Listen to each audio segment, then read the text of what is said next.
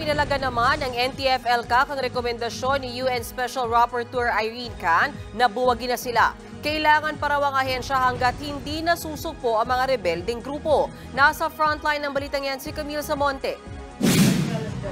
Napag-iwanan na raw ng panahon ng pamamaraan ng National Task Force and Local Communist Armed Conflict o NTF-ELCAC para mapanatili ang kapayapaan sa bansa. Yan ang napansin ni United Nations Special Rapporteur Irene Khan sa 10 araw niyang pagsuri sa estado ng press freedom at freedom of expression sa bansa. Kaya naman dapat na raw buwagin ang NTF-ELCAC na itinatag noong 2018 sa ilalim ng Duterte administration.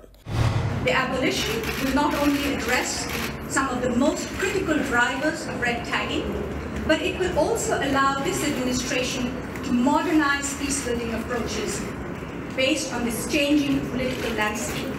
The abolition will allow for a more inclusive peacemaking platform.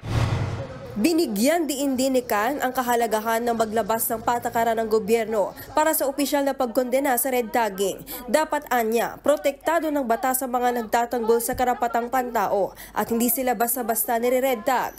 Ang human rights group na Karapatan nagpahayag ng suporta sa rekomendasyon ni Khan na buwagin ng NTF-ELCAC. Pangalawa na raw siyang UN Special Rapporteur na nagrekomenda niyan. Pero pinalagan niya ng NTF-ELCAC. Anila, hanggat nandyan pa ang 11 guerrilla front, hindi pa sila dapat buwagin. Has been the game changer in our government's fight against communist terrorism. Now that we have reached this stage in the campaign, we feel it's improper to call for its abolition.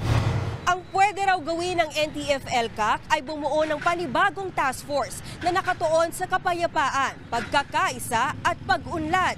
Pero mangyayari lang daw yan kapag tuluyang nang natapos ang insurgency o armadong pakikibaka sa bansa. Kaugnay naman ng red tagging, giniit ng NTF-ELCAC na hindi ito pinapayagan ng gobyerno at may legal remedies naman din daw ang mga nare-red tag.